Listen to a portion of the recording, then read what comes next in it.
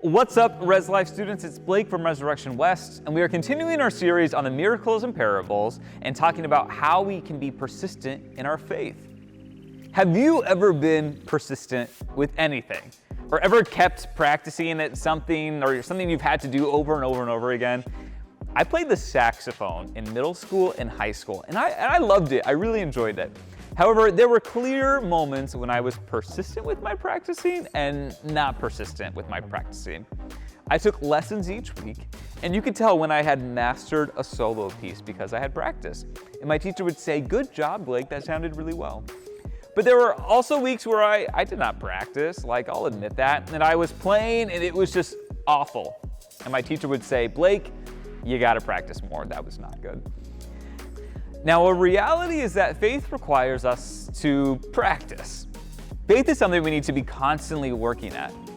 It's true whether we are new to faith or whether we've been doing the faith thing for 60 plus years. We need to be persistent so that we can always seek out how Jesus might be working today in our life and how we can allow our faith to be a constant tool every single day. And the Bible, it's full of stories of people trying to figure out how to live their faith this way. Some people were Jesus' closest friends. Some people were strangers to Jesus, people Jesus never really interacted with more than a moment. And today, let's take a look at a story of a blind man living out his faith. The story comes from Luke 18:35 through 42, and this is what it says. As Jesus came to Jericho, a certain blind man was sitting beside the road begging. And when the man heard the crowd passing by, he asked what was happening. And they told him, "Jesus the Nazarene is passing by." And the blind man shouted, "Jesus, Son of David, show me mercy." And those leading the procession scolded him, telling him to be quiet. But he shouted even louder, "Son of David, show me mercy." And Jesus stopped and called for the man to be brought to him. And when he was present, Jesus asked, "What do you want me to do?" And he said, "Lord, I want to see." And Jesus said to him, "Receive your sight. Your faith has healed you." And at once he was able to see, and he began to follow Jesus, praising God.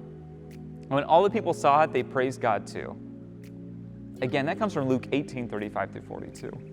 So we have this story of a blind man sitting on the road, and he hears the crowds around him. And the people tell him it's Jesus. So immediately the blind man calls out to Jesus to show him mercy.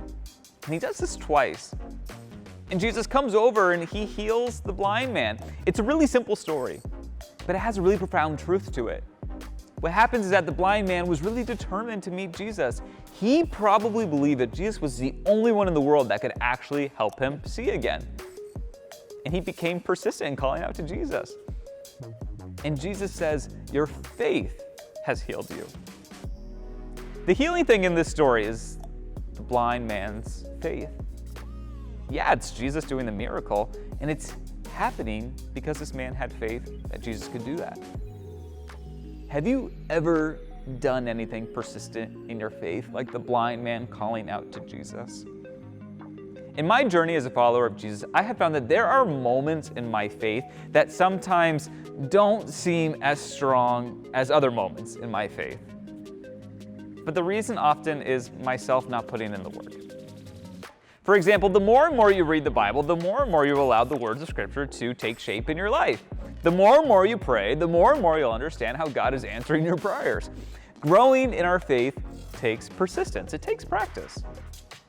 There was a season in my life where I knew that I had a really big decision to make, but I had some time before I actually had to make that decision. So what I did every single day for a whole year is I prayed the same prayer to God.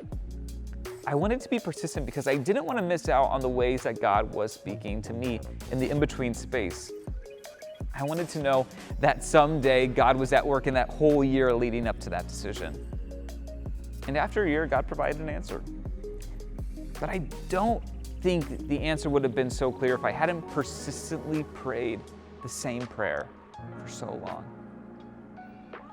Maybe you're persistent in the way you always show up at church on Sunday mornings or youth group, or maybe you volunteer weekly for a certain service opportunity. That's awesome.